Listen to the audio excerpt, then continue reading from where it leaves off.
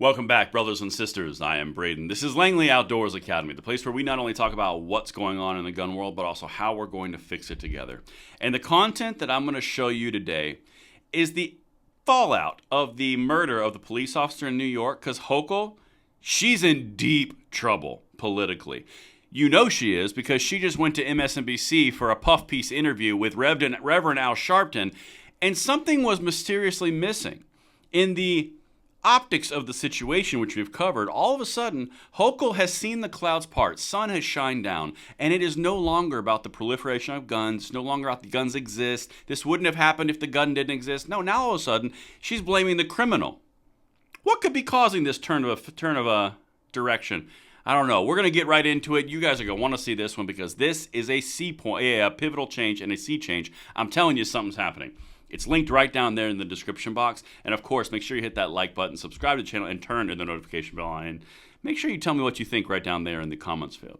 And this content is made possible by a new sponsor. It's called Connecta. Now, what Connecta does is they offer a phone service for any device that you want, one of theirs or one of yours, and it's completely encrypted. Your data, your financial, your text, your photos, everything is completely encrypted. Plans start as low as $35 a month for full encryption. Just go through the details, and you can even pick the phone that you want. There's a link in the description box below, but if you're tired of people kind of taking a sneak peek that you may not want to be, sharing, check it out.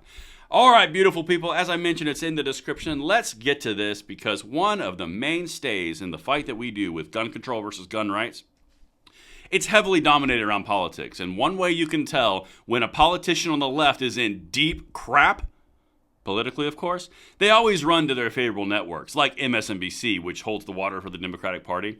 Hochul's talking to Reverend Al Sharpton in this clip, and I want to show you where she goes on this around the murder of the police officer because of her policies and Democrat policies in New York that allow crime to perpetuate because criminals are let on the street because of woke policies. Make no mistake, that's what it is. But listen to what she does because all of a sudden, it's not the inanimate object's fault anymore. Let's listen to the puff piece introduction by Al Sharpton because he's gotta. Then we'll get to Hochul. Hochul, a Democrat. Governor, let's start with the fatal shooting of New York City police officer Jonathan Diller, which has dominated the news in your state since his death on Monday. Former President Donald Trump attended the wake on Long Island Thursday. Yesterday, you went to the wake as well, and you met with family members. The tragedy obviously sparked a debate about crime, guns, and criminal justice, and many of us deplore the shooting of policemen. You've been consistent with that, but also consistent with everyone must stay within the law. What can you share about your thoughts on these issues as crime statistically has gone down in your state, but what do we need to do more of?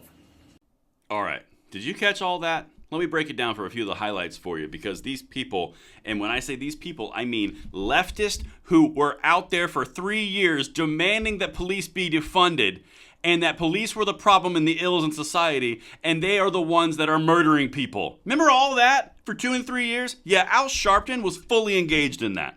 So now, all of a sudden, when the news goes against, because the policies are failing, where you blamed everything on gun rights, and every problem was guns, and the proliferation of guns, and the fact that guns existed created all the issues, all of a sudden, felons who are arrested 14 and 21 times kill a cop, and all of a sudden, oh man, these criminals are so bad and guns just go out the window. We value police. Everyone should be following the law. Really?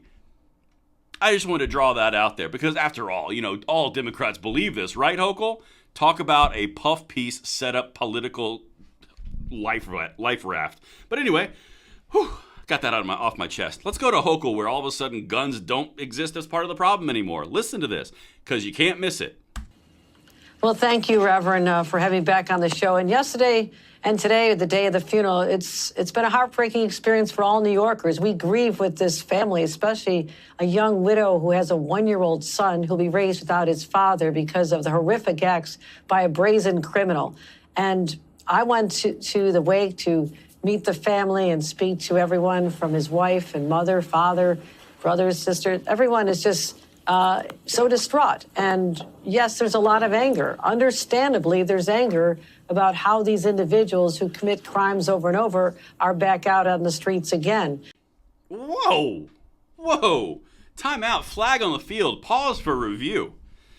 Did Governor Hochul just blame crime on criminals? Well, there's a lot of anger. Yeah, maybe that's what this is about.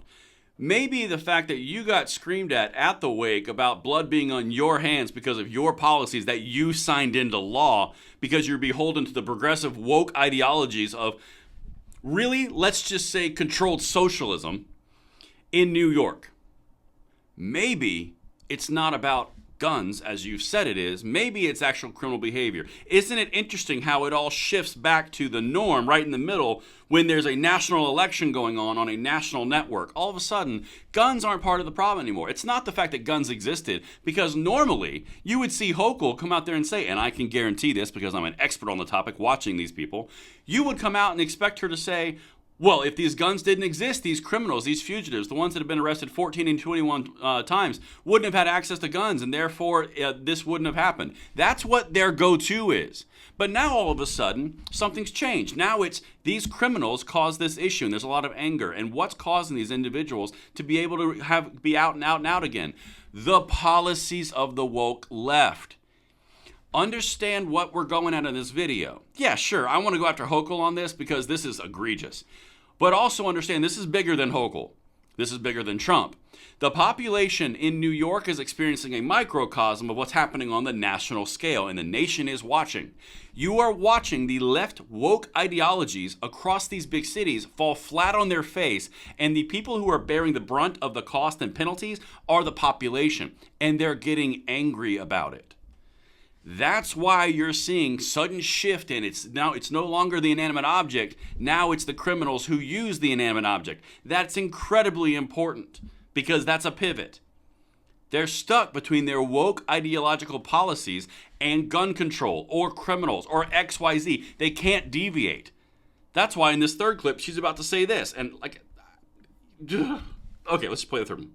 That's one of the reasons we worked hard with the legislature last year to change the bail laws so the judges have more discretion. And, there's a lot of complicated factors here, but I totally understand the outrage of the family. I do, and we're working hard to keep crime down. But speaking of our efforts, you know what we've done in the subways, Reverend Al. We were there together talking about it a couple weeks ago. We first deployed the National Guard, which there was a lot of criticism of. But these are simply people that are as a deterrent, a presence. Crime has gone down since we added them to the force that our Mayor Adams has brought in reinforcements. And so it's necessary to calm it all down. We changed the laws last year. Recidivism is down 40%. We're getting more guns off the street, but we have so much more work to do. And that's why my plan before the legislature brings more money for law enforcement, district attorneys, diversion programs, alternative courts, so we can get young people off the streets and into programs before they get hardened. And see that? They can't deviate. They have to go back always to the state has to spend money to get people out of their criminal pathways. Every single time you're going to see some sort of angle and pivot into the woke ideologies, because that's what that is. That's money to prevent people from doing crimes when they've already chosen to do crimes. That's exactly what it is, funded by the taxpayers. So as you look at what she just said, let's break that down for a quick second, and then we're going to wrap this. I know I'm getting emotional about this. But you quite literally have her pivoting from there's extreme anger into look at what we've done. She's trying to save face. But then the big irony in her trying to save face is what she's about to talk about in the subway system, which is a sensitive place per the legislation in the response to the Bruin decision where guns can't be. So that she deployed more police and more National Guard into the subways to stop guns from being somewhere they can't be. The biggest joke on the planet is what she's trying to say. And the last thing I want to wrap up with is something she said, which irks me to no end. Well, there's more judges and more discretion, and there's many complicated factors. No, there's not. We are not talking about something that the individual New York State legislature did. What we are doing is how the New York individual legislature opened up the possibilities for woke DAs and woke judges to have that discretion, which brings you to this point.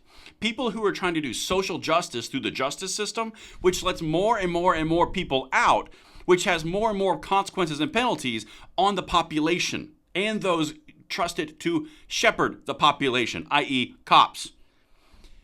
They are trying so hard to say, don't look at our policies, just look at this over here, because they're caught. They can't say it's about the gun anymore because that was just so stupid then. Now it's even stupider now. Understand what's happening. There is a pivot happening.